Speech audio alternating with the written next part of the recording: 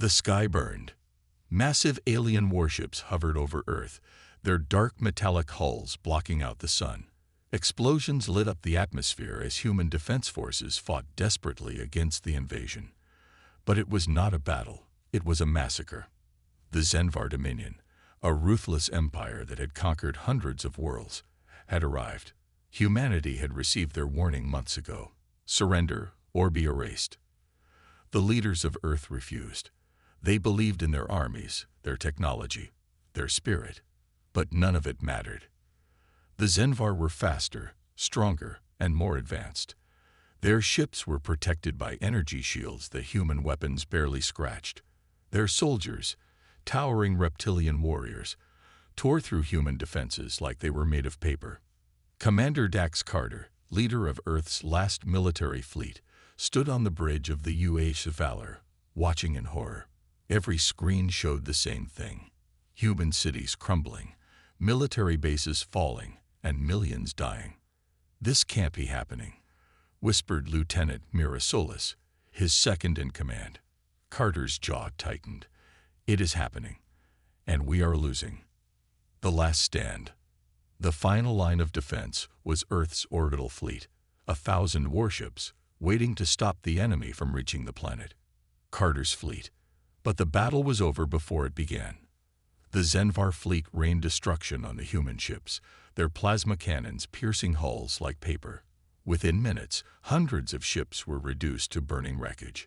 Screams filled the communication channels. Shields failing. "We lost the Aegis." Enemy boarding parties incoming. Carter clenched his fists. He had fought in many battles, but never like this.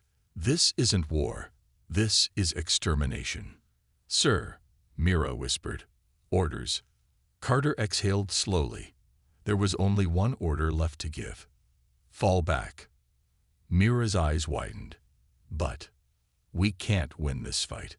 We need to get as many people out as possible." "Fall back. That's an order." With a heavy heart, she relayed the command. The surviving ships turned and ran, heading for deep space. The Zenvar didn't even bother to chase. They had no reason to. They had already won. Earth falls. Down on the planet, chaos ruled. The Zenvar ground forces landed in every major city, hunting down the survivors. In New York, civilians ran through the streets, screaming as towering Zenvar warriors stomped through the rubble, their plasma rifles firing without mercy. In London, the famous landmarks were reduced to ashes. Big Ben, Buckingham Palace, gone in moments.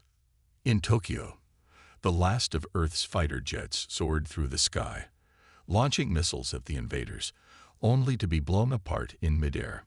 It was the same story everywhere. There was no safe place left. On board the UHS Valor, Carter watched the destruction unfold. He could hear the desperate cries of survivors on the radio.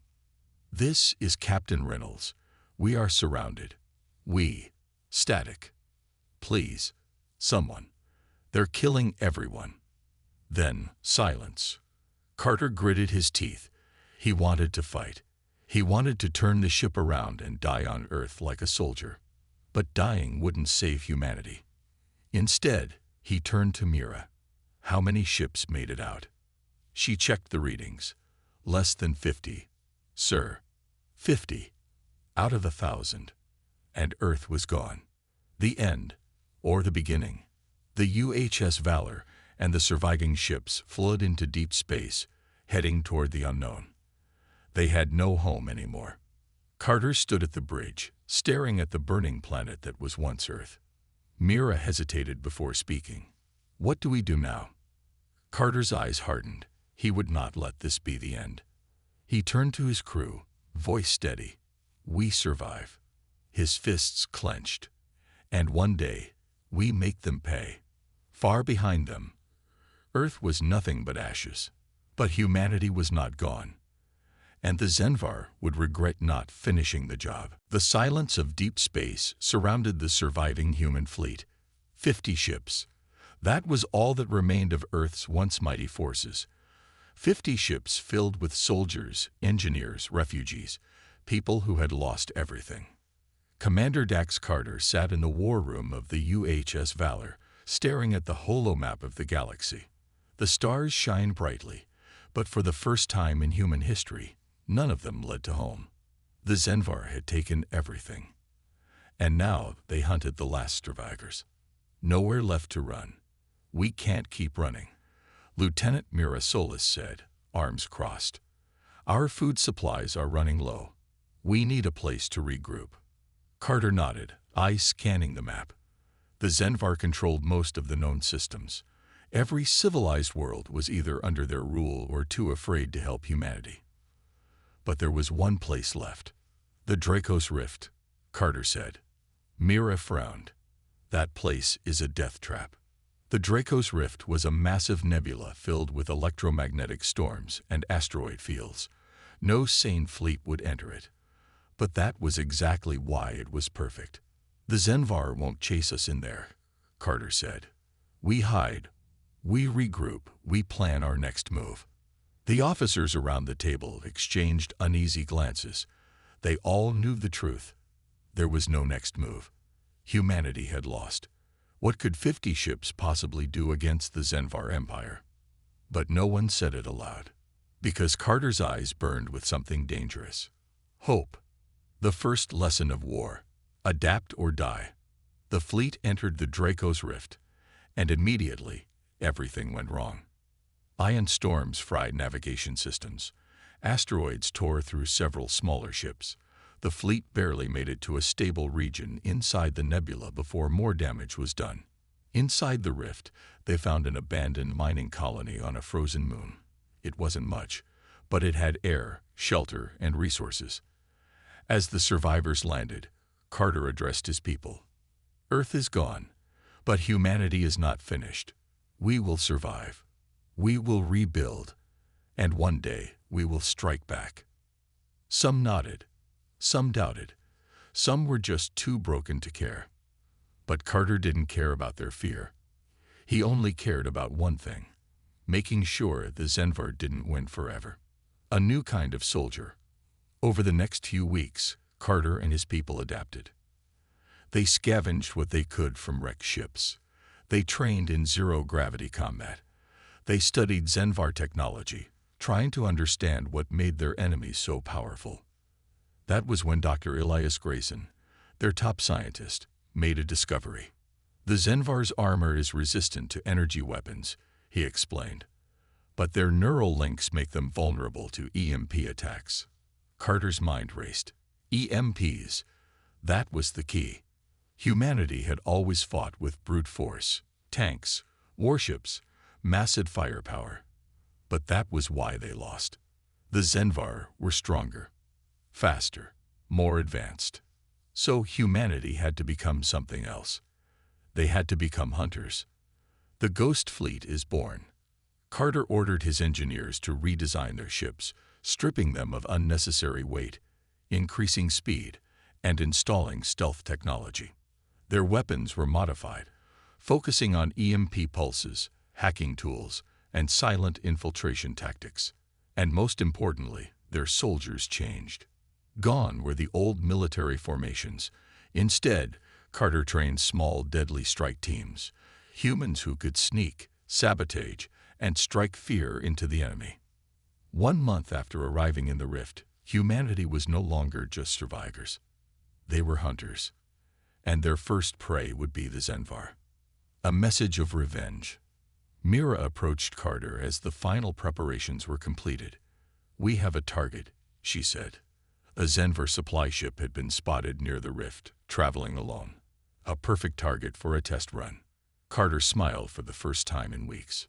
"Let's show the Zenvar," he said, "that we're not extinct." Far beyond the rift, the Zenvar still celebrated their victory over humanity. They had no idea that the last soldiers of Earth were coming for them. The Zenvar supply ship drifted through space, unaware that it was being washed. From the darkness of the Dracos Rift, the newly modified human strike ship, Shadow Spear, followed silently. It had no lights, no signal, nothing for sensors to detect. It was a ghost in the void. Inside, Commander Dax Carter and his team prepared for their first real mission. The goal was simple: board the Zenvar ship, take control, and leave no survivors. "This is our first strike," Carter whispered to his soldiers. "We show them that humanity is still here, and we are not afraid." His team nodded, their faces hard with determination. They had trained for weeks, learned how to fight in zero gravity, how to move without sound, how to kill without being seen. The shadow spear latched onto the Zenvar ship with a quiet magnetic grip. Airlocks hissed open. The team moved in silence, slipping into the corridors like shadows. The Zenvar crew had no idea what was coming. Carter led the team down the dimly lit hallways, weapons ready. The Zenvar were taller, stronger, and faster than humans. But humans had something else: strategy. They moved fast and silent, disabling cameras and sensors. Within minutes, they reached the control room. 4 Zenvar officers sat at their stations, completely unaware. Carter gave a signal. His team moved as one. Suppressors hissed, and the first Zenvar fell before he could even scream. The others turned, eyes wide, but it was already too late. Within seconds, they were all dead. Mira quickly accessed the ship's database. "They have supply routes, fleet movements. This is everything we need." Carter allowed himself a small smile. This wasn't just a raid.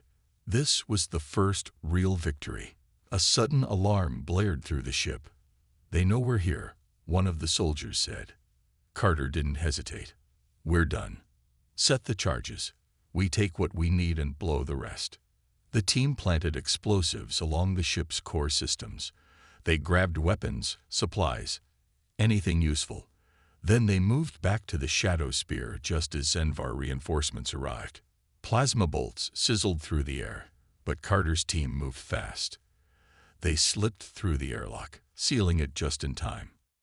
"Detonate," Carter ordered. The Zenvar ship erupted in flames, breaking apart in a massive explosion. From the bridge of the shadow spear, Carter watched the wreckage drift into space. "They know now," Mira said. Carter nodded. "Good." Far across the galaxy, the Zenvar still believed humanity was finished. They were wrong. And soon, they would learn the truth. The war was not over. It was just beginning. The explosion of the Zenvar supply ship sent a clear message across the battlefield. Humanity was still alive, and they were no longer just running. They were fighting back. But one attack was not enough. Commander Dax Carter knew that the Zenvar would not take this lightly. They would come searching, and when they did, humanity had to be ready. Inside the hidden base within the Draco's Rift, the survivors worked tirelessly. Engineers modified their stolen Zenvar technology, turning it into weapons that could be used against their enemy. Scientists studied captured data, looking for weaknesses in the Zenvar fleet. Soldiers trained harder than ever, preparing for the next mission. Carter stood in the command center, staring at the holomap of the galaxy. He had one question on his mind: where to strike next. They needed a bigger victory, something that would truly shake the Zenvar Empire. That was when Mira brought him the intel from the stolen database. A high-ranking Zenvar warlord, General Kraxus, was overseeing the construction of a new command station near the Tarnis Nebula. It wasn't heavily guarded yet, as the Zenvar didn't expect an attack in their own territory. It was an opportunity, a dangerous one. But if they succeeded, it would show the entire galaxy that humans were not just survivors. They were predators. The plan was set. The newly formed Ghost Fleet, a handful of modified ships, would strike fast and hard. No prolonged battles. Hit the Zenvar where it hurt and disappear before they could react. Carter led the fleet personally. The moment they dropped out of warp near the Tarnis Nebula, alarms blared from the enemy station. But the Zenvar were slow to react. They had never expected an attack this deep in their territory. The human ships moved in like shadows, deploying boarding teams onto the station. Carter led his soldiers through the steel corridors, taking down Zenvar guards with precise, silent attacks. Explosives were placed on key systems, engines, weapon controls, communication relays. As Carter moved towards the command center, he saw something strange, a holding cell filled with prisoners. But they weren't human. They were other alien species, captured by the Zenvar and forced into labor. Carter hesitated. This was not part of the mission. But he knew the truth. An enemy's enemy could become an ally. He ordered his soldiers to free the prisoners. Some were too weak to fight, but others grabbed weapons and joined the battle.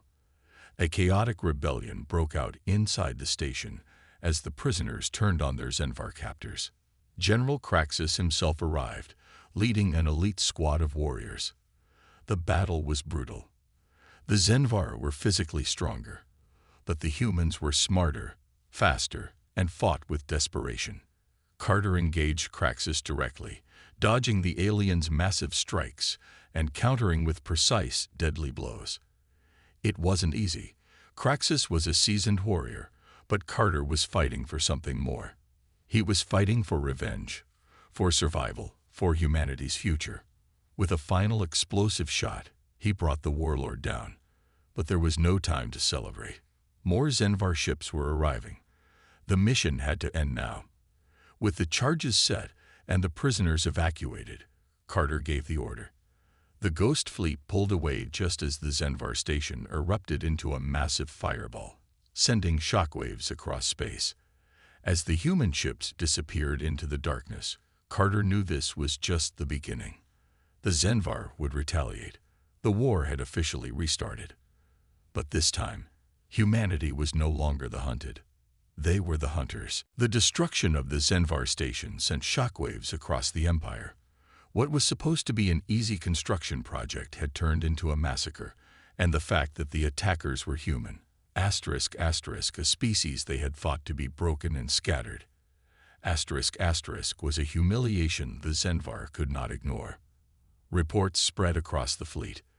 The Ghost Fleet had struck deep into Zenvar-controlled space, and worse, they had freed prisoners who now carried stories of humanity's unexpected resurgence.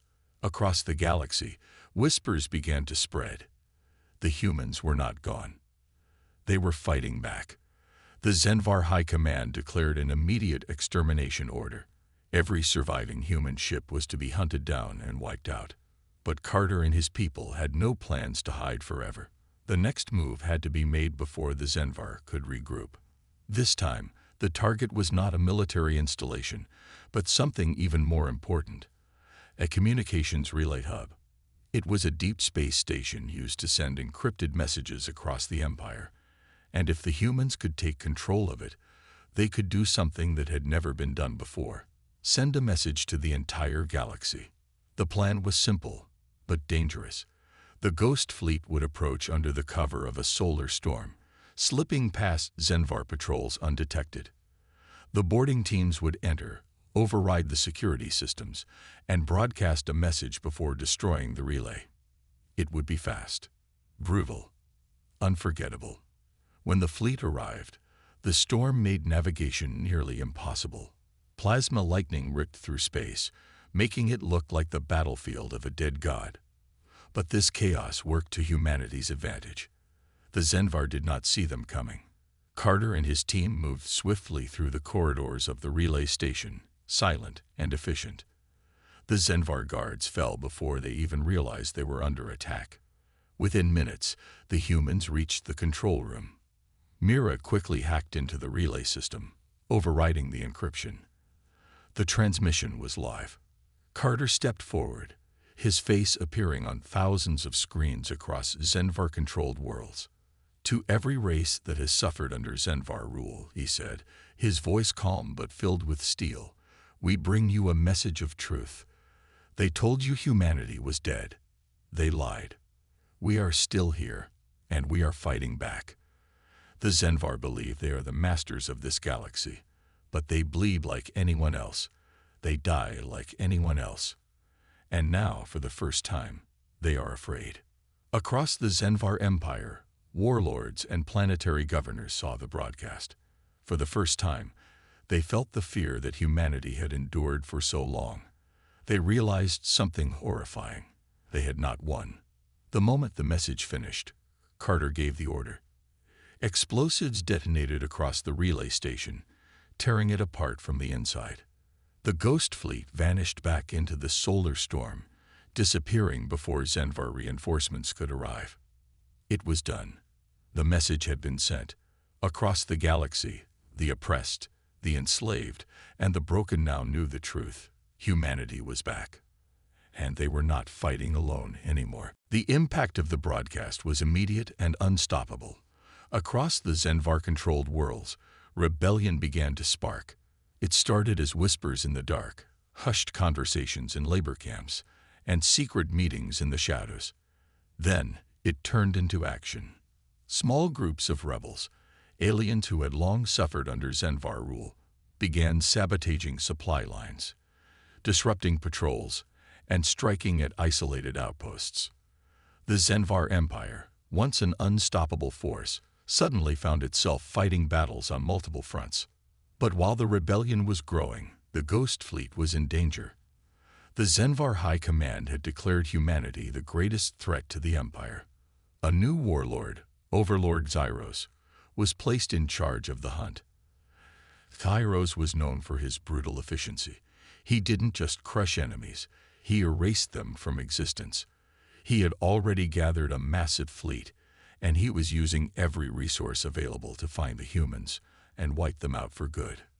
Carter knew the Zenvar would strike back hard. Their only chance was to stay ahead, keep moving, and hit first. His next target was even riskier than before, a Zenvar shipyard, where warships were being built for the counterattack. If they could cripple the shipyard, it would delay the Zenvar's response, giving the rebellion more time to grow. But this mission was unlike any before. The shipyard wasn't just a facility. It was a floating fortress, defended by dozens of warships, orbital guns, and thousands of Zenvar troops. Attacking it head-on was suicide. So Carter chose a different approach. Instead of destroying the shipyard, they would hijack one of its warships and turn it against the Zenvar. The plan was bold: steal a nearly completed Zenvar dreadnought, load it with explosives, and ram it straight into the heart of the shipyard before detonating. If it worked, it would not only destroy the station but humiliate the Zenvar even further. Using stolen Zenvar codes, the Ghost Fleet slipped past the outer defenses. Carter and his strike team infiltrated the dreadnought under the cover of darkness. Every step was a battle against time. The longer they stayed, the greater the risk of detection. Zenvar engineers patrolled the halls, unaware that human assassins were moving right past them. Then something went wrong. An unexpected security sweep caught one of the human operatives. The alarm was triggered. The mission turned into a race against death. Carter and his team had minutes to reach the command center and take control of the warship before reinforcements arrived. The Zenvar soldiers poured in, firing plasma weapons, roaring in rage. The corridors turned into a killing field. Carter and his team fought like demons, moving from cover to cover, taking down enemies with brutal efficiency. Mira hacked into the ship's controls, overriding the security locks. The engines roared to life. The dreadnought was now under human control. But they weren't safe yet. As the stolen dreadnought broke away from the docks, Zenvar warships moved in, opening fire. Shields flared, metal tore apart, alarms screamed. They wouldn't make it out alive, unless they finished the mission now. Carter activated the detonation sequence, setting the dreadnought on a collision course. He and his team raced to the escape pods, launching away just as the warship slammed into the shipyard. The explosion was blinding. A chain reaction tore through the entire facility, igniting fuel reserves and weapon stockpiles. The Zenvar shipyard, one of their most important military assets, was reduced to burning wreckage. As the Ghost Fleet jumped back into the shadows, Carter watched the destruction unfold from a distance. The Zenvar's greatest strength, their war machine, had just been turned against them. But Carter wasn't celebrating yet. He knew the Zenvar would retaliate, and this time they would bring everything they had. The destruction of the Zenvar shipyard was more than just a military loss. It was a symbol of humiliation. The Zenvar Empire, A force that once conquered entire civilizations had now been outwitted and outgunned by a species they thought was extinct. The rebellion across the galaxy exploded in strength. Inspired by humanity's defiance, alien species who had once accepted Zenvar rule in fear now picked up weapons and fought back. But Carter knew that their biggest challenge was still ahead. Overlord Xyros was not like the others. He didn't care about honor or tradition. He only cared about one thing: complete annihilation of the enemy. And now he had one target in mind: the Ghost Fleet. Xyros had put a bounty on every human's head, not just among the Zenvar, but across the criminal underworld. Pirates, mercenaries, bounty hunters, they all joined the hunt. Now, humanity wasn't just running from the Zenvar fleet. Every greedy warlord and cutthroat in the galaxy was after them too. Carter knew they couldn't survive like this. The Ghost Fleet was running out of fuel, weapons, and safe havens. Their hidden bases were being discovered one by one. It was only a matter of time before Xyros found them. They needed a game changer. That's when Mira found it, a forgotten Zenvar superweapon. Deep in an abandoned sector of space, long before humanity had even entered the stars, the Zenvar had built a planet killer. A prototype weapon capable of wiping out entire worlds with a single shot. It was never completed. Too unstable, too dangerous, even for the Zenvar. So they had hidden it away, buried beneath the ice of a dead world. If the Ghost Fleet could get to it first, they could turn the Zenvar's own doomsday weapon against them. But they weren't the only ones who knew about it. Xyros had intercepted the same intel. Both sides were now racing to reach the weapon first. The Ghost Fleet jumped into the abandoned system, arriving in the orbit of the dead world. It was a graveyard of ancient warships, frozen in ice and dust. The superweapon lay beneath the surface, buried within a forgotten Zenvar outpost. Carter led the ground team while Mira coordinated from orbit. The air was thin and freezing, the silence heavy. They descended into the ruins, their footsteps echoing through the long-abandoned corridors. Then, an explosion. Xyros had arrived. Zenvar dropships rained down from the sky, and suddenly, the ruins were a war zone. Plasma bolts streaked through the dark tunnels. Human soldiers fought desperately, using cover, traps, and guerrilla tactics. But the Zenvar had numbers. They were pushing forward, relentless and merciless. Carter pushed ahead, breaking through enemy lines, leading his team straight to the control room of the superweapon. Mira hacked into the ancient system, bypassing old Zenvar firewalls, bringing the planet killer online. Then came the worst part. Overlord Xyros himself landed. Standing over 8 feet tall, covered in black armor, with glowing red eyes filled with hatred. He was the deadliest Zenvar alive. Carter barely had time to react before Xyros' charge, swinging an energy blade that could cut through anything. The battle was brutal. Carter was fast, but Xyros was a monster. Each strike of the Zenvar's blade sent shockwaves through the ruins. Carter dodged, countered, struck back, but Xyros didn't go down. Meanwhile, Mira screamed through the comms. The weapon was ready, but they needed time to fire it. The Ghost Fleet held the line, fending off wave after wave of Zenvar soldiers. Carter had only one choice: to stall Xyros long enough for the weapon to activate. Blow after blow, Carter fought on, bleeding, bruised, refusing to fall. Then, the superweapon powered up. The ancient station rumbled, shaking apart as its core reached full charge. The energy surge ignited the sky, sending shockwaves that shattered the frozen planet's surface. Carter barely escaped, diving into a transport as the ruins collapsed behind him. As the Ghost Fleet pulled away, the superweapon unleashed its wrath. A massive beam of energy shot across space, striking the incoming Zenvar fleet. Dozens of enemy warships vaporized instantly. Xyros had barely escaped, his fleet shattered. Carter watched from the bridge of his ship. They had done it. But he knew one thing for certain. Xyros wasn't dead. And the war wasn't over yet. It was just about to reach its final battle. The Ghost Fleet had won a battle, but not the war. They had stolen the Zenvar's forgotten planet killer, turning it against the enemy and destroying a major fleet. But Carter knew this was just the beginning of the endgame. Overlord Xyros had survived. And if there was one thing everyone in the galaxy knew, it was that Xyros never stopped hunting. The Ghost Fleet had no choice but to stay on the move. The stolen superweapon had worked once, but it was unstable, nearly impossible to fire again without catastrophic failure. They had bought themselves time, but Xyros would return with more ships, more soldiers, more firepower than ever before. And this time, he would not hold back. As the fleet regrouped, Mira and the intelligence team analyzed everything they could find. The Zenvar were weakening. The rebellion, fueled by humanity's defiance, was spreading.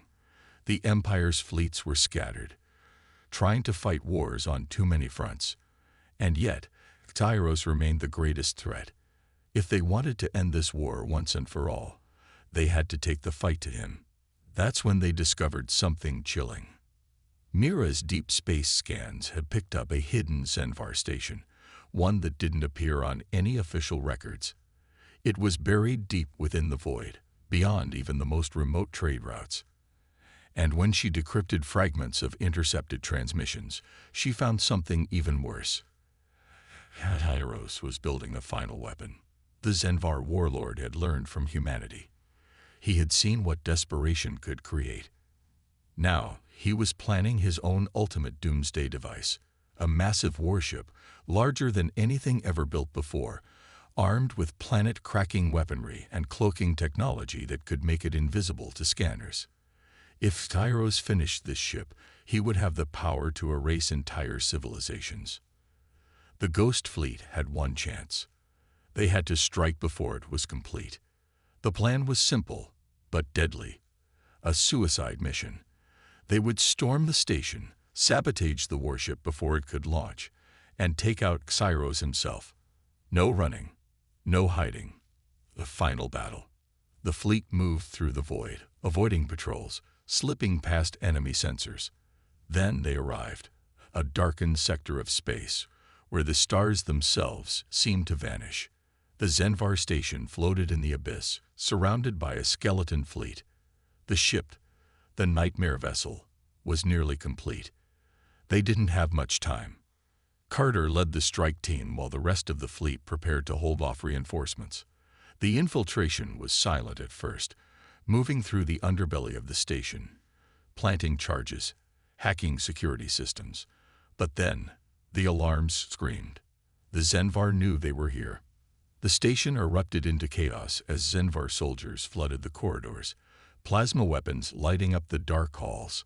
Carter's team fought like demons, cutting through waves of enemy troops. Explosions shook the structure as Mira's cyber warfare systems shut down defenses, turning the station against itself. Then, Carter came face to face with the Xyros. The warlord stood at the heart of the station, waiting for him. His black armor gleamed under the emergency lights, his energy blade humming with power. "You think you can stop me?" Xyros growled, his voice like thunder. "You are nothing. Humanity is nothing. Your rebellion will burn." Carter didn't waste time with words. He attacked. The final duel was brutal. Every strike shook the station, their blades clashing like titans at war. Xyros was stronger, faster, more brutal, but Carter had something the warlord didn't. Rage. The rage of a species that had been hunted, that had been driven to the brink of extinction, and yet refused to die. Carter fought with everything he had. Every scar, every loss, every fallen comrade fueled his strikes. Xyros swung his blade in a deadly arc, nearly taking Carter's head off. But Carter dodged, countered, and plunged his weapon deep into the warlord's chest. Xyros staggered, his red eyes dimming. For the first time, the Zenvar warlord looked afraid. "You were supposed to be extinct," he whispered. Carter leaned in. "Humanity doesn't die easy." Then he pulled the trigger. Zyros collapsed, lifeless. The warlord who had hunted humanity was finally dead. But there was no time to celebrate. The station was collapsing, fire and explosions tearing through its core. The charges had been set. The nightmare warship would never launch. Carter and his team ran for their lives, reaching the escape pods just as the entire structure detonated in a final blinding explosion. From orbit, the Ghost Fleet watched as the station and the unfinished warship vanished into fire. The last great weapon of the Zenvar Empire was gone, and with it, the Empire itself began to crumble. Across the galaxy, the news spread. Overlord Zyros was dead. His empire, once unshakable, collapsed in days. The rebellion became a revolution. Systems that had once feared the Zenvar now rose against them. Their remaining fleets were hunted down, their colonies freed.